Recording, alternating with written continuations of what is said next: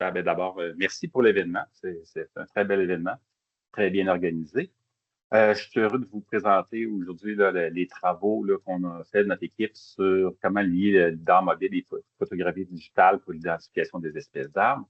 D'entrée de jeu, je tiens à m'excuser pour ceux et celles qui ce serait la deuxième ou troisième fois qu'ils verraient une partie de cette présentation-là. Puis je veux remercier aussi là, tous ceux qui ont collaboré là, à différents niveaux au projet. Pascal Rochon, Frédéric Moore, Théo Defosse, Philippe Giguère et Patricia Raymond.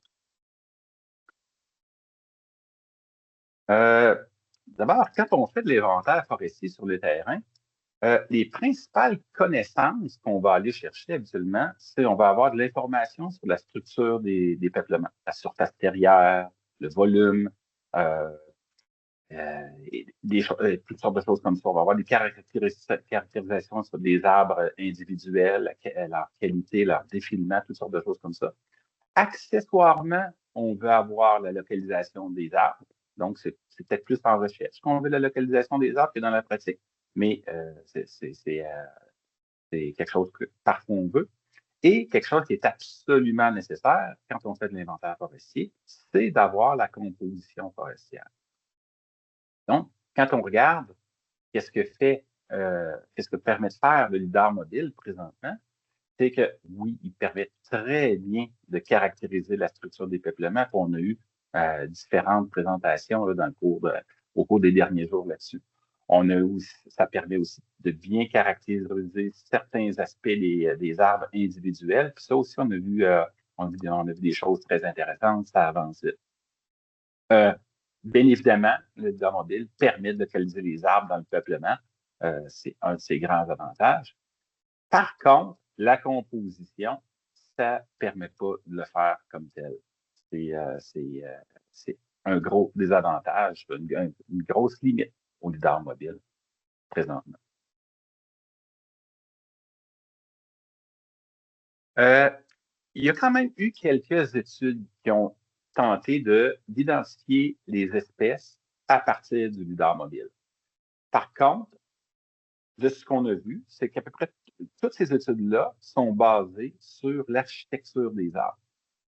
Or, pour les forestiers, les écologistes forestiers, on sait que l'architecture des arbres, c'est quelque chose qui change beaucoup avec l'évolution du peuplement, mais ça change aussi selon l'historique de développement du peuplement. C'est-à-dire, par exemple, un érable à sucre qui a cru dans un peuplement icouïen ou dans un peuplement inécouïen n'aura pas la même structure.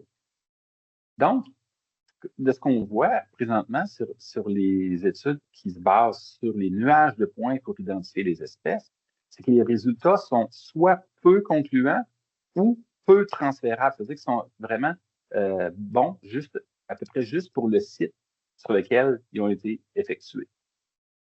Et d'après ce qu'on a vu, aussi, à peu près aucune n'utilise la photographie. En fait, le plus proche que j'ai vu, c'est la présentation hier là, de Vanessa en milieu urbain, donc avec des défis complètement différents de ceux qu'on peut rencontrer en forêt.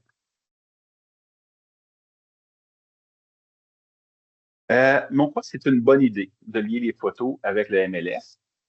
D'abord, maintenant, à peu près tous les capteurs sont munis d'appareils photo. OK? Puis ils permettent donc de coloriser nos nuages de points. Mais cette colorisation-là, on pourrait me corriger plus tard, mais souvent, est peu utilisée dans les algorithmes euh, et c'est souvent plus un gadget. Bon, c'est pas toujours ça, mais c'est souvent ça. Euh, et donc, il reste que les capteurs sont munis d'appareils photo. Euh, Par ailleurs, on sait qu'il est possible d'identifier les espèces à partir de l'écorce. On le fait, c'est ce qu'on fait beaucoup sur le terrain. Et à partir de photos d'écorce, il y a des études aussi qui montrent, en utilisant l'IA, entre autres l'équipe de Philippe Giard a montré ça, c'est en ayant des photos à haute résolution centrées sur le tronc, on peut avoir une très bonne précision pour l'identification des espèces. Par contre, les photos qu'on obtient en MLS, elle est de résolution, on va dire, moyenne. Okay? Parce que les arbres ne sont pas, en fait, les photos ne sont pas centrées sur le tronc. OK? On a plusieurs arbres à la fois, donc on ne peut pas se permettre d'aller prendre une photo de chaque tronc comme tel. Par contre, l'avantage avec le MLS, puis on va y revenir tantôt, c'est qu'on obtient plusieurs photos du même arbre. Donc, nous, les objectifs de l'étude ici étaient, on va dire, triples.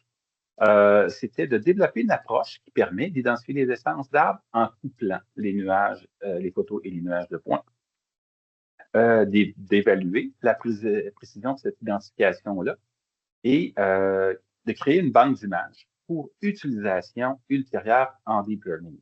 Donc, ici, ce que je viens mettre l'accent, c'est dans l'objectif 2, c'est une identification manuelle qu'on fait. Ce n'est pas une classification à partir d'un algorithme. Donc, c'est pour ça que ça va venir plus tard avec l'objectif 3 avec le deep learning.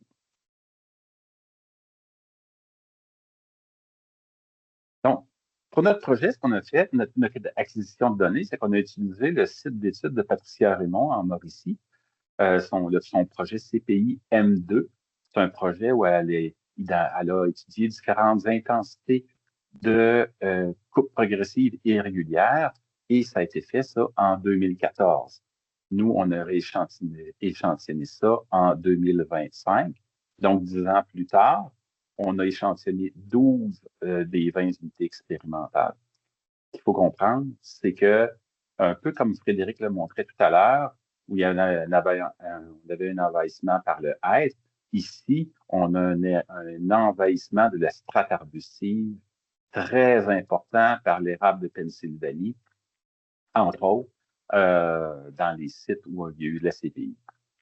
Donc, pour finir sur l'information qu'on a aussi dans ces sites-là, on a l'information sur les arbres dans les dispositifs. Donc, on a le DHP, on a l'essence, et une position XY, je veux dire, approximative. Donc, avec les moyens qu'on avait à ce moment-là. Donc, elle n'est pas parfaite, je vais revenir tantôt. Les sites ont été scannés avec un capteur AlphaGeo R100 équipé de 2 caméras Insta360.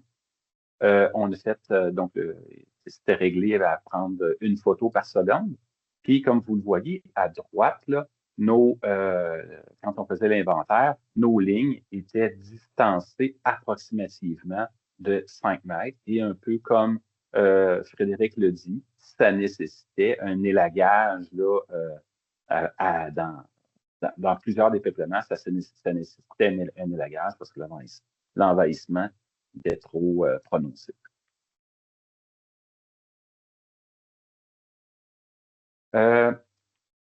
Donc, qu'est-ce qu'on a fait avec les données recueillies? Donc, d'abord, on a segmenté les arbres avec 3D fines. On a fait par la suite une concordance entre les arbres terrains et les arbres segmentés. Cette concordance-là était faite avec la position XY. C'est un petit défi de le faire, mais en fait, on a eu le problème que parfois, c'était difficile de faire cette concordance-là parce que la donnée terrain elle-même en XY n'était pas assez précise. Donc, on n'était pas certain si on avait la bonne concordance. Et donc, comme ici, on s'intéresse vraiment, on va être sûr qu'on fait la bonne concordance. Les arbres sans concordance n'ont pas été retenus. Par la suite, on a identifié des espèces sur les photos. Je vais vous expliquer comment dans les prochaines diapos. Puis on a comparé ça aux espèces qu'on a identifiées sur le terrain. Donc, notre approche pour identifier les photos est basée sur 2 aspects particuliers là, du lidar mobile. Le premier, j'en ai parlé un petit peu tout à l'heure, c'est que chaque arbre est photographié plusieurs fois dans le cadre d'un passage lidar. Ici, j'ai 3 arbres là, en point bleu. Je montre, OK, d'où ces arbres-là ont pu être vus. Donc, on peut avoir une multitude de photos de photos pour un même arbre.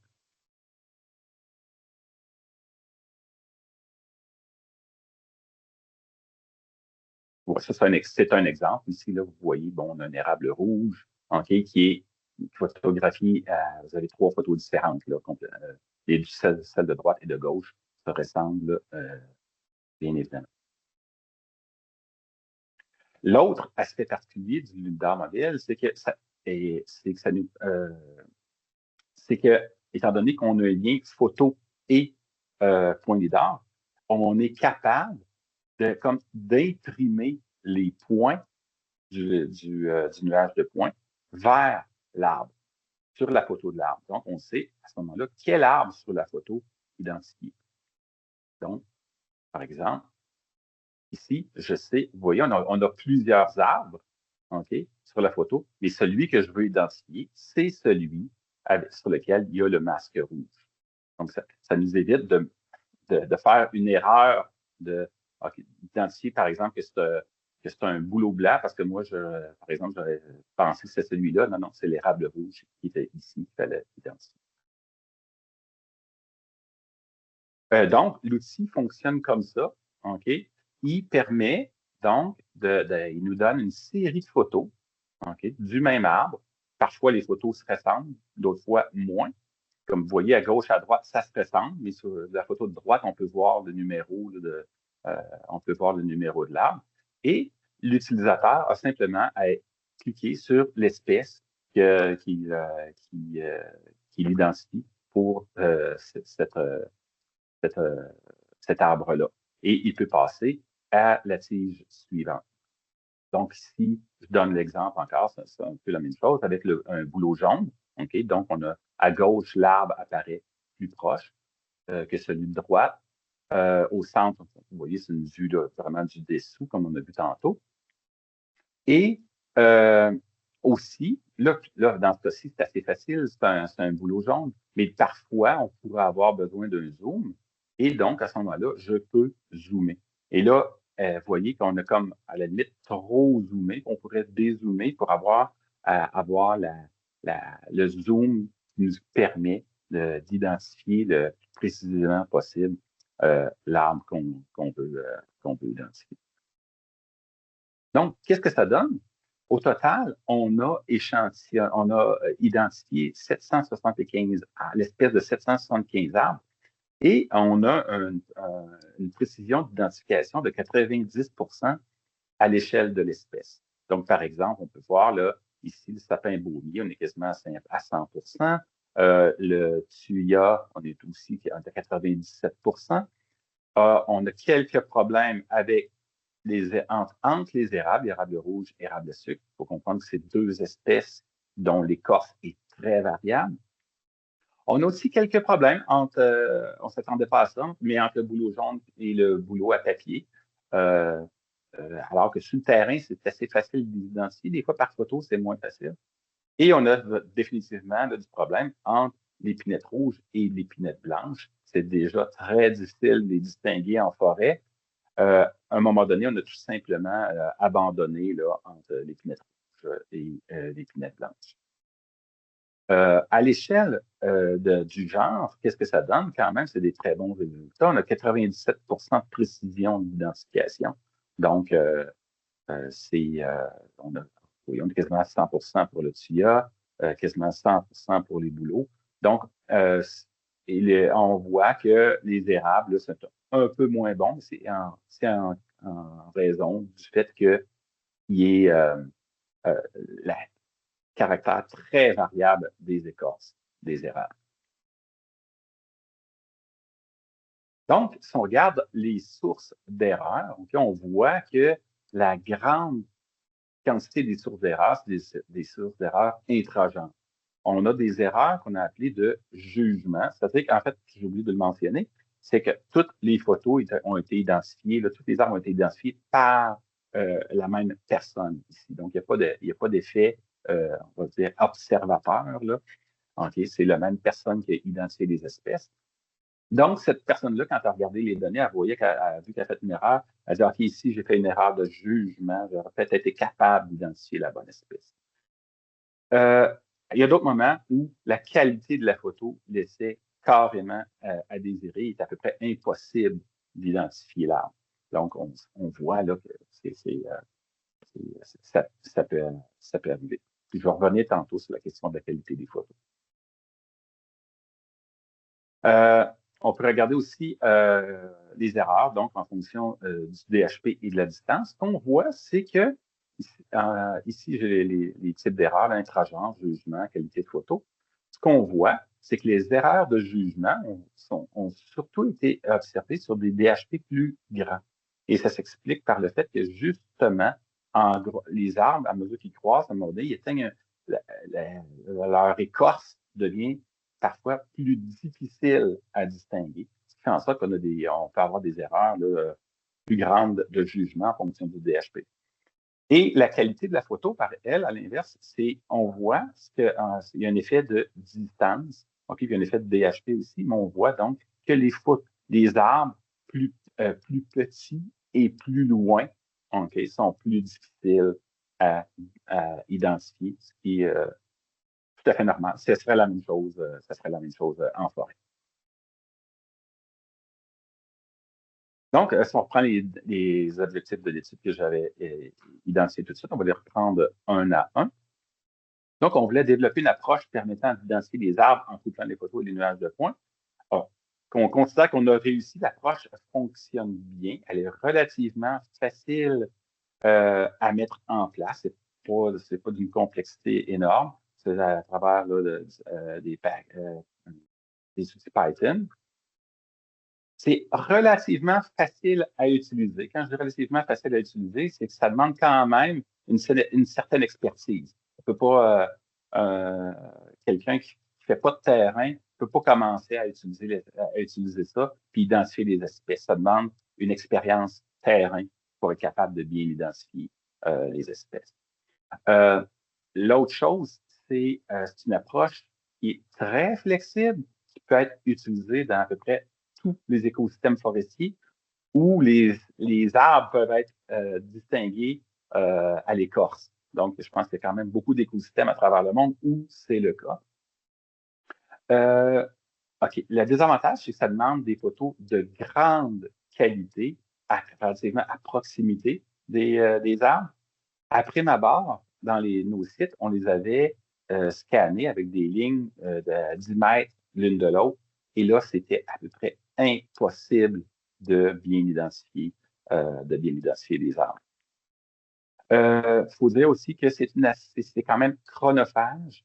OK, ça va pouvoir être amélioré avec le temps, mais le lien entre le lidar mobile et les photos prend un certain temps ordinateur là, de traitement. Il y a le temps aussi supplémentaire, vu qu'on fait des lignes, comme je disais tantôt, très peu distancées, donc ça demande plus de temps sur le terrain. Et il y a le temps aussi, comme tel, d'identifier les photos. Et c'est les arbres avec les photos. Alors que des fois, ça va très vite. Pour d'autres arbres, c'est beaucoup plus difficile. Donc, on voulait évaluer la précision de l'identification. On constate qu'on a une très bonne précision à l'échelle du genre. C'est très satisfaisant. Et malgré le fait qu'on était dans un dispositif avec une strate arbustive dense. Donc, on était dans un milieu complexe. Et ce qui est intéressant aussi avec l'approche, c'est que ça prend, on peut utiliser notre connaissance du site. C'est-à-dire, Frédéric, qui a fait l'identification des espèces, c'est aussi lui qui avait fait le terrain. Donc, il savait un peu quelles espèces étaient pour avoir là. À l'espèce, on considère que la précision est bonne. À 90 moi, je ne considère pas ça exceptionnel. Quand on mélange l'érable rouge à l'érable à sucre ou le bouleau blanc au bouleau jaune, bien, ces espèces-là n'ont pas la même valeur. Okay? Par exemple, le bouleau jaune, l'érable rouge a peut-être 75 de la valeur de l'érable à sucre. Ce n'est pas la même chose. Aussi, en termes de sylviculture, c'est pas non plus la même chose, l'érable rouge que l'érable à sucre. Donc, je pense qu'on peut encore s'améliorer. On peut encore s'améliorer là-dessus. Et là, on l'a fait seulement sur 8 espèces. Donc, ça serait le fun de le faire sur des sites encore plus complexes. Mais on pense que sur des sites où il y a des peuplements où il y a 3-4 espèces, ça va aller très vite et ça va être facile. Puis enfin, dernier objectif, c'est de créer une banque d'images de deep learning. Donc, on pense qu'on a un bon début avec 775 arbres, 8000 photos. Puis on pense que c'est peu de travail là, pour ajouter là, des milliers d'autres arbres avec les bases de données qu'on a déjà. Il reste du travail à faire. Donc, il faut d'autres jeux de données de régions, de pays qui sont nécessaires. Okay? Puis, on est encore dans les balbutiements là, au niveau des approches qu'on veut utiliser en deep learning, qu'on veut tester. Mais ça s'en vient. Donc, s'il y a quelque chose à retenir, c'est que ce que je veux retenir de la présentation, c'est qu'il est maintenant possible d'obtenir la composition en essence avec le MLS.